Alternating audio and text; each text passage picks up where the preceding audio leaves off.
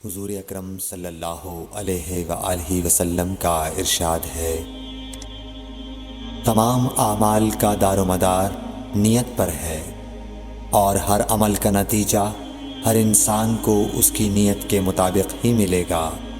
بس جس کی ہجرت دولت دنیا حاصل کرنے کے لیے ہو یا کسی عورت سے شادی کی غرض سے ہو، بس اس کی ہجرت انہی چیزوں کے لیے ہوگی جن کے حاصل کرنے کی نیت سے اس نے ہجرت کی۔ صحیح بخاری حدیث نمبر 1۔ حضور اکرم صلی اللہ علیہ وآلہ وسلم نے فرمایا کہ وحی نازل ہوتے وقت کبھی مجھ کو گھنٹی کی سی آواز محسوس ہوتی ہے، اور وحی کی یہ کیفیت مجھ پر بہت شاق گزرتی ہے۔ جب یہ کیفیت ختم ہوتی ہے تو میرے دل و دماغ پر اس فرشتے کے ذریعے نازل شدہ وحی محفوظ ہو جاتی ہے، اور کسی وقت ایسا ہوتا ہے کہ فرشتہ بشکل انسان میرے پاس آتا ہے اور مجھ سے کلام کرتا ہے، بس میں اس کا کہا ہوا یاد رکھ لیتا ہوں۔ صحیح بخاری حدیث نمبر 2۔ حضرت صلی اللہ علیہ وآلہ وسلم پر وحی کا ابتدائی دور اچھے سچے پاکیزہ خوابوں سے شروع ہوا۔ آپ خواب میں جو کچھ دیکھتے وہ صبح کی روشنی کی طرح صحیح اور سچا ثابت ہوتا۔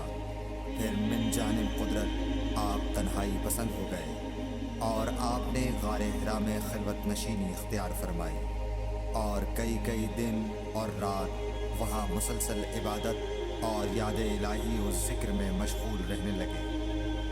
جب تک گھر آنے کو دل نہ چاہتا توشہ ہمراہ لیے ہوئے وہاں رہتے۔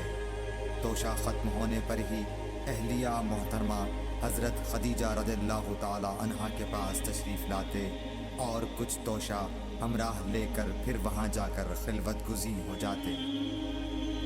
یہی طریقہ جاری رہا یہاں تک کہ آپ پر حق منکشف ہو گیا، اور آپ غار حرا ہی میں قیام پذیر تھے کہ اچانک حضرت جبرائیل علیہ السلام آپ کے پاس حاضر ہوئے اور کہنے لگے کہ اے محمد پڑھو۔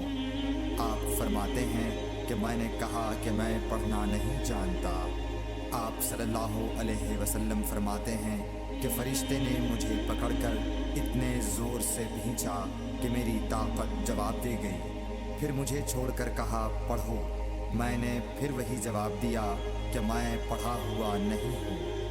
اس فرشتے نے مجھ کو نہایت ہی زور سے بھینچا کہ مجھ کو سخت تکلیف محسوس ہوئی۔ پھر اس نے کہا کہ پڑھ۔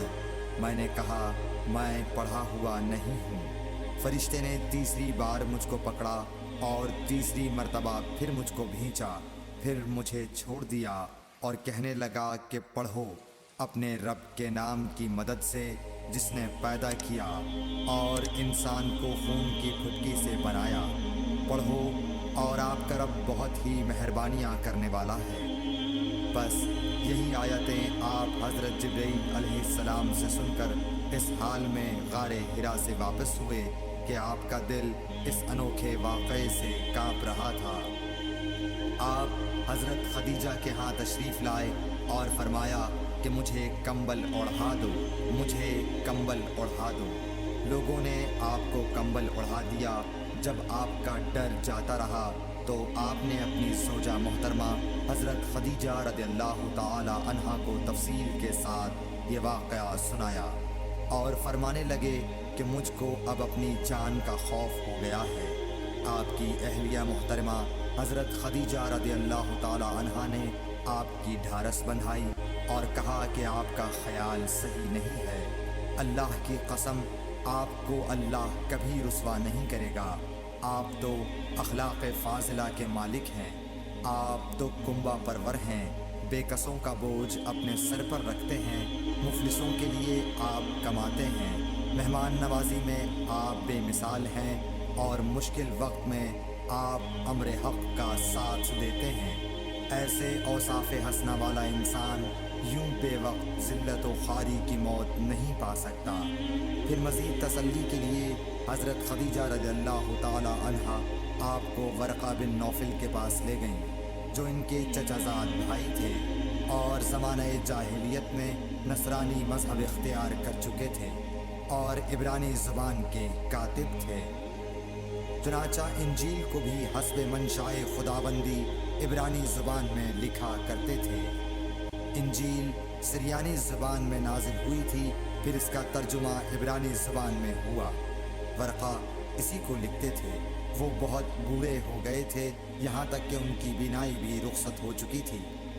حضرت خدیجہ رضی اللہ تعالی عنہا نے ان کے سامنے آپ کے حالات بیان کیے اور کہا کہ اے چچازاد بھائی، اپنے بھتیجے محمد صلی اللہ علیہ وسلم کی زبانی ذرا ان کی کیفیت سن لیجیے۔ وہ بولے کہ بھتیجے، آپ نے جو کچھ دیکھا ہے اس کی تفصیل سناؤ۔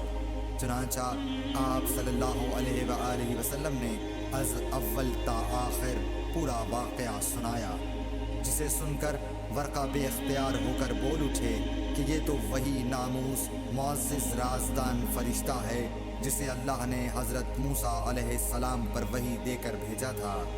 کاش میں آپ کے اس عہد نبوت کے شروع ہونے پر جواں عمر ہوتا، کاش میں اس وقت تک زندہ رہتا جب کہ آپ کی قوم آپ کو اس شہر سے نکال دے گی۔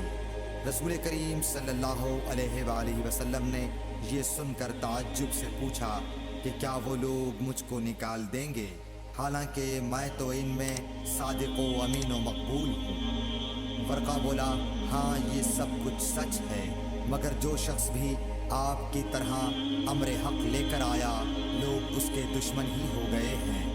اگر مجھے آپ کی نبوت کا وہ زمانہ مل جائے تو میں آپ کی پوری مدد کروں گا۔ مگر ورقہ کچھ دنوں کے بعد انتقال کر گئے، پھر کچھ عرصے تک وحی کی آمد موقوف رہی۔ صحیح بخاری حدیث نمبر 3۔